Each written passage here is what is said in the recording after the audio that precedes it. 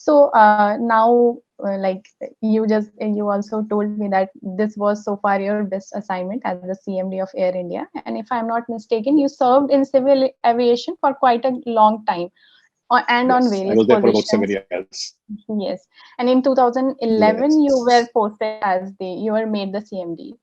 So, like, we all know what happened to Air India. So, according to you, what was the reason that resulted in the decline of Air India?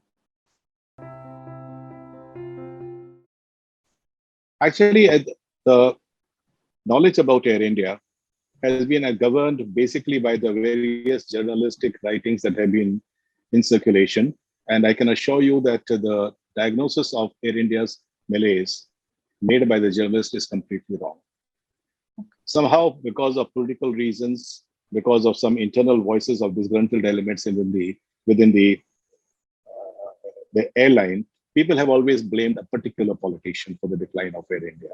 And two major decisions were pointed out as being the major reason for the decline of Air India. One was the decision to purchase 111 planes, and second was the decision to merge Air India and Indian Airlines. I can assure you that having been in the airline and having borne the brunt of the problems, the problem of Air India was not because of these reasons. The decline of Air India started in the year 2007. And till 2007, both Air India and Indian Airlines used to make very thin profits, either profits or very thin losses. But in 2007, suddenly everything went haywire. And this was basically because of two major reasons. First was the emergence of the low-cost carriers. The first low-cost carrier came into existence in the form of Deccan Airlines in the year 2004, later followed uh, by Indigo, and then, of course, by SpiceJet.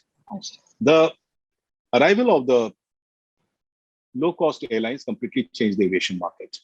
And they grew at a very fast pace. Firstly, they came with absolutely new sparkling planes.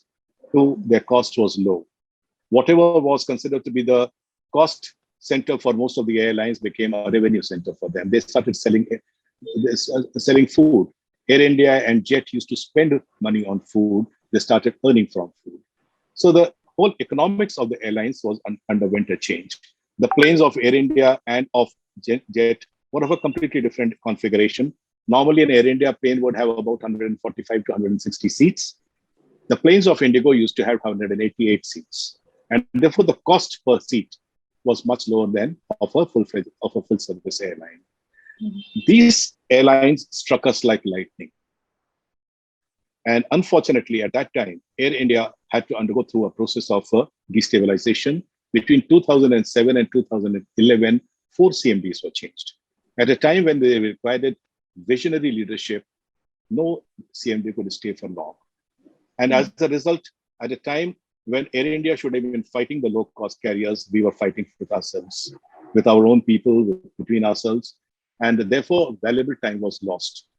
The second important factor that led to the decline of Air India was the Lehman crisis of 2007, when the petrol prices went up to $144. Well, that was a factor, that was a phenomenon which affected all airlines, not only in India, but all over the world. Air India was more affected because, as I told you, between 2007 and 2011, there were 4 CMDs for short periods of time. And at a time when there was need for stability, there was no stability. The third and the most important reason for the decline of Air India was, as according to me, the late arrival of the 787s, that is the Dreamliners. Okay. When in 2004, the purchases of 111 planes was decided, it was based on certain assumptions. The arrival of Dreamliners was considered to be of tremendous importance for the airline. It was considered to be the workhorse. It was a very fuel-efficient airline, light aircraft, the best in the world at that time, the last of the technologies to enter into the aviation market. But that plane, which should have arrived in 2008, when the prices of fuel was at the highest, was not delivered to us in that year, but was delivered in the year 2012. That completely destroyed the economics of the airline.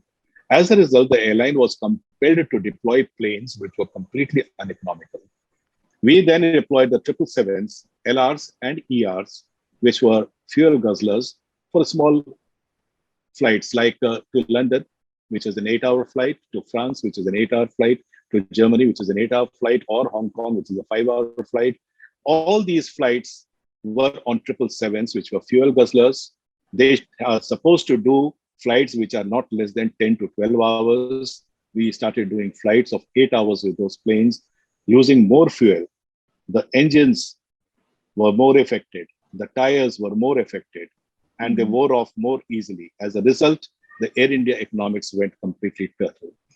It is only in the year 2012 when the 787s came into Air India that our economics again came back to the normal.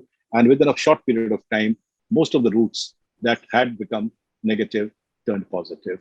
And by the year 2015-16, if you recall, that was the last year when I was the CMD, the airline did for the first time yield an operating profit. So I personally feel there were these three reasons. First is the high prices of fuel.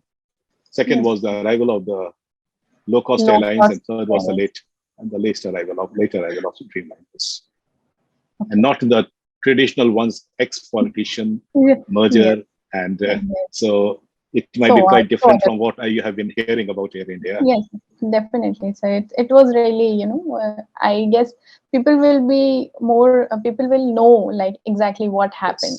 Yes. I think these myths need to be broken. These myths need to be cleared. Yes.